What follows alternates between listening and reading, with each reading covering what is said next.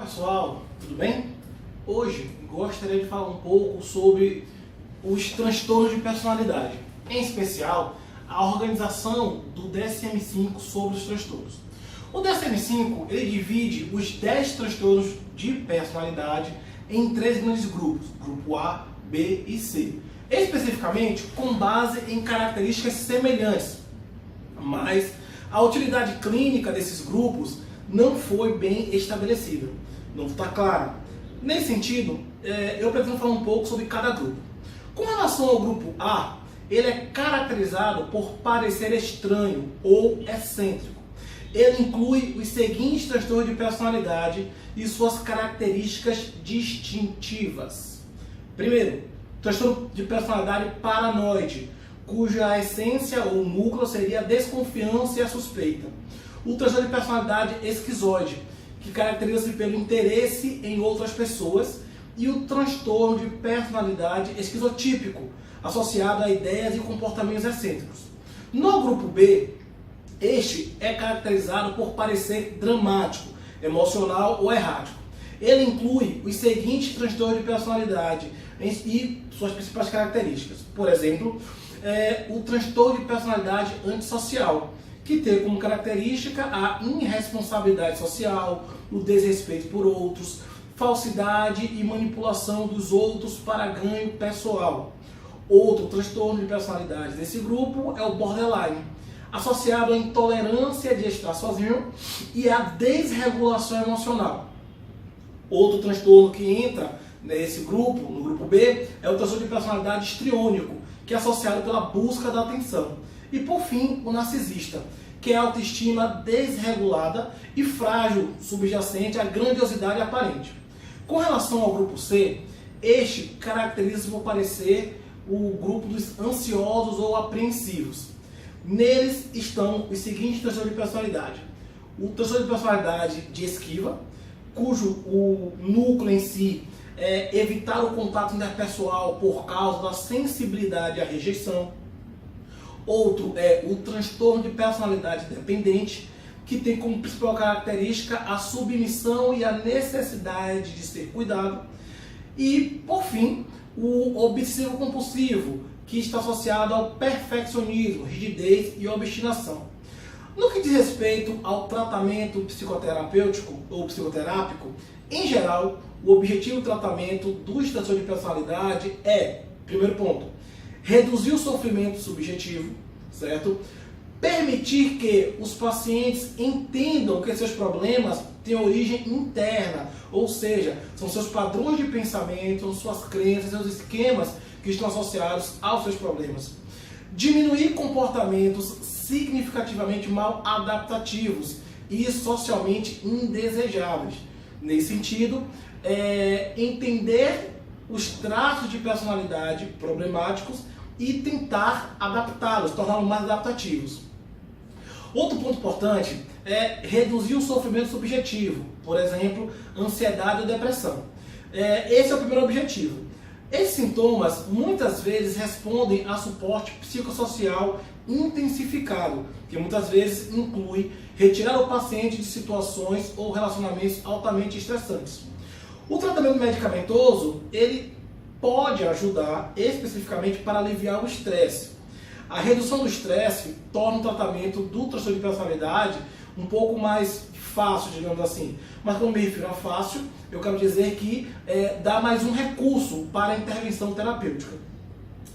Importante salientar, um esforço para permitir que os pacientes percebam que seus problemas são internos deve ser feito precocemente, ou seja, os pacientes precisam entender que seus problemas com o trabalho ou no relacionamento são causados por conta da sua forma problemática de se relacionar com o mundo. Por exemplo, forma de se relacionar com tarefas, autoridade ou relacionamentos íntimos. Alcançar esse entendimento requer, de fato, uma quantidade substancial de tempo, paciência e compromisso por parte do psicólogo e do paciente. Por isso, transtorno de personalidade não é tratado com uma de 6, 10, 15 sessões. Demanda tempo. Os psicólogos também precisam de uma compreensão básica nas áreas da sensibilidade, de cunho emocional do paciente e das formas usuais de enfrentamento. Importante também, nesse circuito, familiares e amigos podem ajudar a identificar os problemas que pacientes e o psicólogo, de uma outra forma, não perceberia, certo? Por quê? Porque se para ele, se ele se comporta daquele jeito, não tem problema, logo nunca será um problema para ele aquele padrão de comportamento.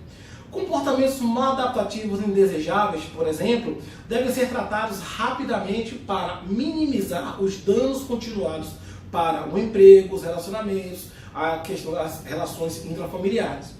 A mudança comportamental e cognitiva é mais importante para os pacientes com os que carregam os transtornos de personalidade das seguintes categorias. Paciente borderline, paciente antissocial, paciente com transtorno de personalidade esquiva, e o comportamento geralmente pode ser melhorado em meses por terapia, em grupos e também na modificação de comportamentos, estabelecendo limites no comportamento, muitas vezes permite deixar claro, certo? Determinados comportamentos pré-estabelecidos. Às vezes os pacientes são tratados em hospital-dia, por exemplo, ou em ambiente residencial. Grupos de autoajuda ou de terapia familiar também podem ajudar a mudar comportamentos socialmente indesejáveis ou mal adaptativos. Como, por exemplo, os membros familiares e amigos podem agir de maneira que reforçam ou diminuem os comportamentos ou pensamentos problemáticos do paciente. O envolvimento deles é útil e um aconselhamento eles podem trabalhar de forma mais coesa e contribuir para o processo do tratamento do paciente. Por isso a família, quando há questão de transtorno de personalidade, a família é uma ferramenta fundamental. Durante a terapia, os psicólogos tentam identificar problemas interpessoais à medida que eles surgem na vida do paciente. Nesse caso, os psicólogos então ajudam o paciente a entender como estes problemas estão relacionados a seus traços de personalidade e assim fornecem um treinamento de habilidades para desenvolver maneiras novas e melhores de interagir. Normalmente, os psicólogos devem apontar repetidamente os comportamentos indesejáveis e as suas consequências, antes que os pacientes se tornem cientes deles, para, enfim, poder ajudá-los a mudar seus comportamentos mal adaptativos e, claro, as suas distorções cognitivas, as suas convicções erradas. Embora os psicólogos devam agir com sensibilidade, eles devem estar cientes de que bondade e conselhos sensatos por si só não mudam o transtorno de personalidade. Logo, a adoção de técnicas voltadas e fundamentadas com uma teoria robusta permite muito mais um resultado funcional do que, basicamente, aconselhamento e um sentimento de sensibilidade e acolhimento, certo? Fica a dica para a nossa segunda parte do setor de personalidade. Valeu!